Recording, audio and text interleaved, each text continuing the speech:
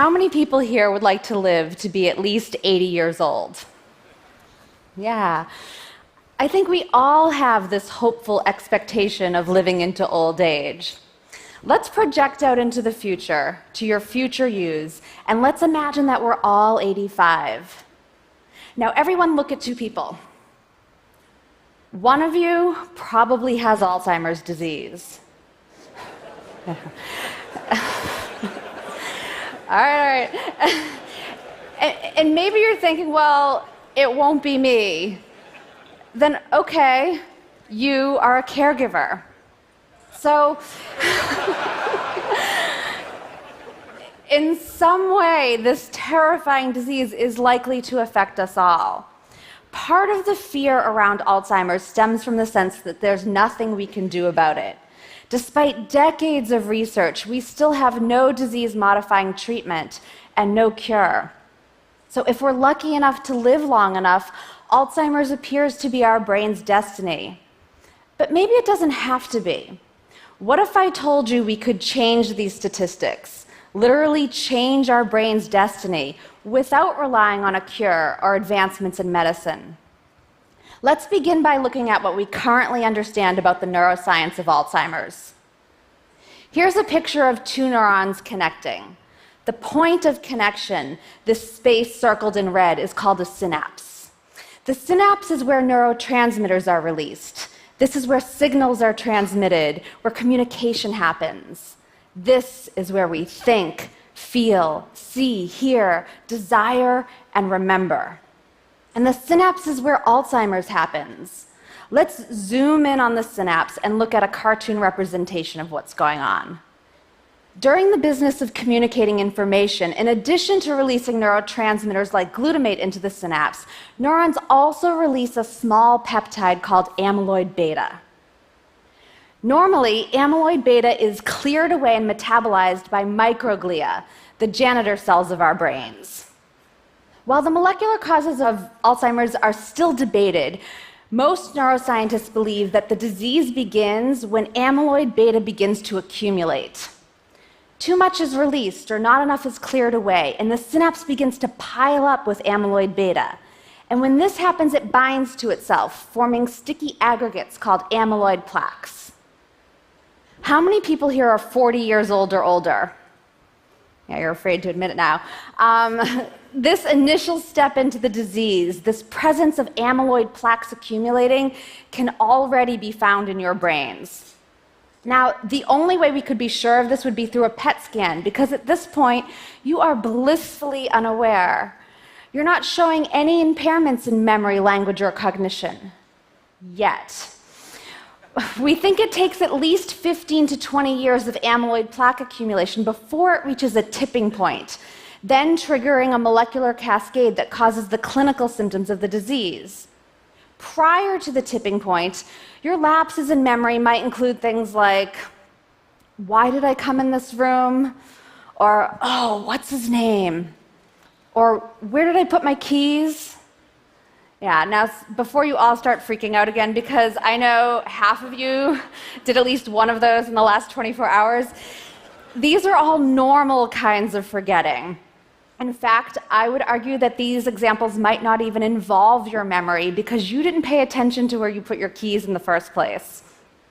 After the tipping point, the glitches in memory, language, and cognition are different.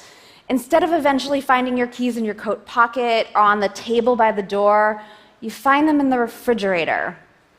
Or you find them and you think, what are these for? Okay, so what happens when amyloid plaques accumulate to this tipping point? Our microglia janitor cells become hyperactivated, releasing chemicals that cause inflammation and cellular damage. We think they might actually start clearing away the synapses themselves. A crucial neural transport protein called tau becomes hyperphosphorylated and twists itself into something called tangles, which choke off the neurons from the inside. By mid-stage Alzheimer's, we have massive inflammation in tangles, an all-out war at the synapse, and cell death. So if you were a scientist trying to cure this disease, at what point would you ideally want to intervene? Many scientists are betting big on the simplest solution: keep amyloid plaques from reaching that tipping point, which means that drug discovery is largely focused on developing a compound that will prevent, eliminate, or reduce amyloid plaque accumulation. And so the cure for Alzheimer's will likely be a preventative medicine. We're going to have to take this pill before we reach that tipping point, before the cascade is triggered, before we start leaving our keys in the refrigerator. We think this is why, to date, these kinds of drugs have failed in clinical trials, not because the science wasn't sound, but because the people in these trials were already symptomatic. It was too late. Think of amyloid plaques as a lit match. At the tipping point, the match sets fire to the forest. Once the forest is ablaze, it doesn't do any good to blow out the match. You have to blow out the match before the forest catches fire. Even before scientists sort this out, this information is actually really good news for us because it turns out that the way we live can influence the accumulation of amyloid plaques. And so there are things we can do to keep us from reaching that tipping point. Let's picture your risk of Alzheimer's as a seesaw scale. We're going to pile risk factors on one arm, and when that arm hits the floor, you are symptomatic and diagnosed with Alzheimer's. Let's imagine you're 50 years old.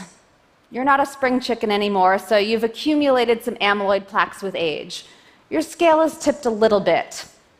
Now let's look at your DNA. We've all inherited our genes from our moms and our dads. Some of these genes will increase our risk, and some will decrease it.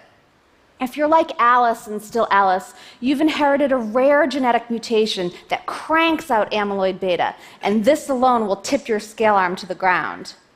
But for most of us, the genes we inherit will only tip the arm a bit.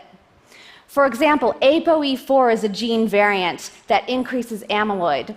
But you can inherit a copy of ApoE4 from mom and dad and still never get Alzheimer's, which means that for most of us, our DNA alone does not determine whether we get Alzheimer's. So what does? We can't do anything about getting older or the genes we've inherited. So far, we haven't changed our brain's destiny. What about sleep? In slow-wave deep sleep, our glial cells rinse cerebral spinal fluid throughout our brains, clearing away metabolic waste that accumulated in our synapses while we were awake. Deep sleep is like a power cleanse for the brain. But what happens if you shortchange yourself on sleep? Many scientists believe that poor sleep hygiene might actually be a predictor of Alzheimer's. A single night of sleep deprivation leads to an increase in amyloid beta. And amyloid accumulation has been shown to disrupt sleep, which in turn causes more amyloid to accumulate. And so now we have this positive feedback loop that's going to accelerate the tipping of that scale. What else? Cardiovascular health.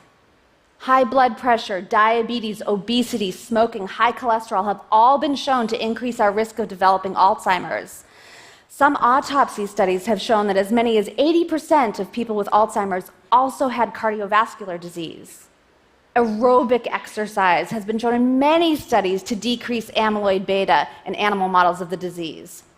So, a heart-healthy Mediterranean lifestyle and diet can help to counter the tipping of this scale. Okay, so there are many things we can do to prevent or delay the onset of Alzheimer's, but let's say you haven't done any of them. Let's say you're 65. There's Alzheimer's in your family, so you've likely inherited a gene or two that tips your scale arm a bit. You've been burning the candle at both ends for years, you love bacon, and you don't run unless someone's chasing you. Let's imagine that your amyloid plaques have reached that tipping point. Your scale arm has crashed to the floor. You've tripped the cascade, setting fire to the forest, causing inflammation, tangles, and cell death. You should be symptomatic for Alzheimer's. You should be having trouble finding words and keys and remembering what I said at the beginning of this talk. But you might not be. There's one more thing you can do to protect yourself from experiencing the symptoms of Alzheimer's, even if you have the full-blown disease pathology ablaze in your brain. It has to do with neuroplasticity and cognitive reserve. Remember, the experience of having Alzheimer's is ultimately a result of losing synapses. The average brain has over 100 trillion synapses, which is fantastic. We've got a lot to work with. And this isn't a static number. We gain and lose synapses all the time through a process called neural plasticity. Every time we learn something new, we are creating and strengthening new neural connections, new synapses. In the nun study, 678 nuns, all over the age of 75 when the study began, were followed for more than 2 decades. They were regularly given physical checkups and cognitive tests, and when they died, their brains were all donated for autopsy. In some of these brains, scientists discovered something surprising. Despite the presence of plaques and tangles and brain shrinkage, what appeared to be unquestionable Alzheimer's, the nuns who had belonged to these brains showed no signs of having the disease while they were alive. How can this be? We think it's because these nuns had a high level of cognitive reserve, which is a way of saying that they had more functional synapses. People who have more years of formal education, who have a high degree of literacy, who engage regularly in mentally stimulating activities, all have more cognitive reserve. They have an abundance and a redundancy in neural connections. So even if they have a disease like Alzheimer's compromising some of their synapses, they've got many extra backup connections, and this buffers them from noticing that anything is amiss. Let's imagine a simplified example. Let's say you only know one thing about a subject. Let's say it's about me. You know that Lisa Genova wrote Still Alice, and that's the only thing you know about me. You have that single neural connection, that one synapse. Now imagine you have Alzheimer's. You have plaques and tangles and inflammation and microglia devouring that synapse. Now when someone asks you, hey, who wrote Still Alice? You can't remember because that synapse is either failing or gone. You've forgotten me forever. But what if you had learned more about me? Let's say you learned 4 things about me. Now imagine you have Alzheimer's and 3 of those synapses are damaged or destroyed. You still have a way to detour the wreckage. You can still remember my name. So we can be resilient to the presence of Alzheimer's pathology through the recruitment of yet undamaged pathways. And we create these pathways, this cognitive reserve, by learning new things. Now, ideally, we want these new things to be as rich in meaning as possible, recruiting sight and sound and associations and emotion. So this really doesn't mean doing crossword puzzles. You don't want to simply retrieve information you've already learned, because this is like traveling down old familiar streets, cruising neighborhoods you already know. You want to pave new neural roads. Building an Alzheimer's-resistant brain means learning to speak Italian, meeting new friends, reading a book, or listening to a great TED Talk. And if despite all of this, you are someday diagnosed with Alzheimer's, there are 3 lessons I've learned from my grandmother and the dozens of people I've come to know living with this disease. Diagnosis doesn't mean you're dying tomorrow. Keep living. You won't lose your emotional memory. You'll still be able to understand love and joy. You might not remember what I said 5 minutes ago, but you'll remember how I made you feel. And you are more than what you can remember. Thank you.